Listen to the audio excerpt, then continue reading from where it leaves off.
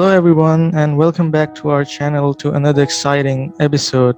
Now, today is a really very special day for us because we are joined by the man who I have tremendous respect for. So, thank you very much, Professor Armand D'Angour, and I am honored to have you as our guest here.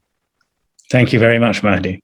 Okay, so first of all, Professor Armand D'Angour is a British classical scholar and classical musician, professor of classics at Oxford University, and fellow and tutor in classics at Jesus College, Oxford. So, Professor Armand, first of all, please tell us about your amazing book, Socrates in Love, why you wrote it, what it is all about, so our viewers can understand what we are really going to talk about today. Thank you very much. So I've written a book called Socrates in Love, and the main purpose of it was to try and work out what brought Socrates to philosophy.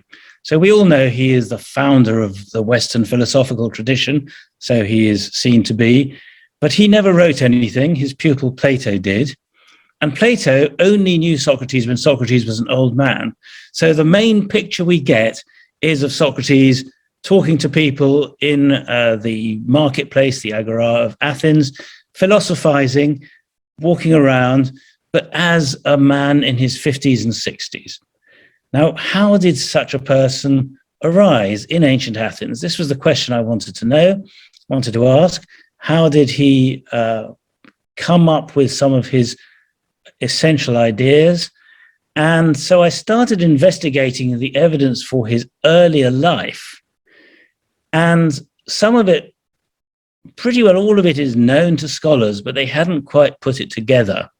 For example, that he was in the circle of the leading citizen of Athens, Pericles, from a young age. That's very clear from the evidence. He was associated, for example, with a philosopher called Archelaus, who was in the circle of Pericles. And this is when Socrates was 17 and Pericles was a much older man. So the question then arose, did he meet other people in the circle of Pericles? Notably, Pericles' partner or wife, there's slight uncertainty as to whether they were married, but the partner or wife of Pericles was a woman called Aspasia, and she was a very well-known, clever, eloquent teacher, very unusual for ancient Athens. She came from Asia Minor, which is modern Turkey. She came from the city of Miletus. She had immigrated to Athens at the age of about 20, and Socrates was roughly her age. So around that time, we're talking about the 440s BC, this young Socrates, 20, and this young Aspasia are likely to have met in the circle of Pericles.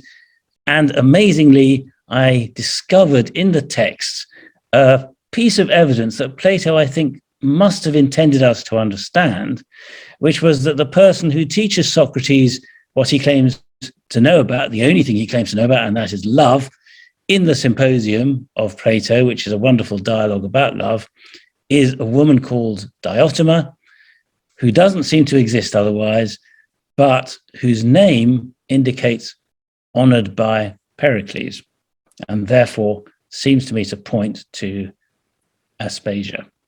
And therefore we have a whole new possible understanding of Socrates' early engagement with this very clever woman and his beginnings of thinking about questions such as what is love. Okay, I didn't remember where I read this.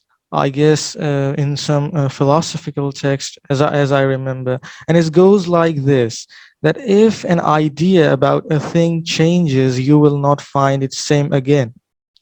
And I must say, after reading your book, many things really changed.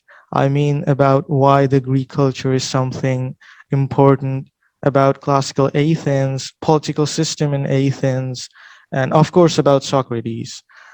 And your approaches are really very different and logical, I will say. And that is a unique way of reading a history by using such type of methods that we can find in your book. So that is a very brief introduction, summary, I guess, of your book. And thanks for giving a very precise account of things that what your book is all about. I can elaborate on what I have said, but I felt I needed to just make a brief and clear statement of what I've done, re-envisioned the history of Socrates' life using evidence from the ancient texts. Anyway, our time is up, and still I have many questions. That was a very interesting discussion. Thank you very much, Professor Armand. Thank you for your time and explaining about your book and a new and eye-opening history of Socrates. Okay, so I just want you to end this discussion by telling us something that you think is important for us and for our viewers. Thank you. First of all, just to say thank you for those very interesting questions and for listening to my answers, which I hope were clear and made sense of what I have written in the book for those who read it and will be reading it. What is important? Well, let me just pull something out of what Socrates might have thought was important. What he believed was that we need to keep asking questions and that we should not be content with what we think is the knowledge that we have. And that seems to me an ever important question, and perhaps ever more important question in a world where people seem to believe in certainties all the time, whether they're scientific certainties or religious ones. And I think that the Socratic view, which is difficult to sustain, that our knowledge is provisional and that we need to accept with some humility that we could be shown to be wrong, is incredibly important in today's world. And I only wish that people in power and politicians and those who have authority over people's lives would be more humble about their claims to knowledge and accept that much of what we know is open to question.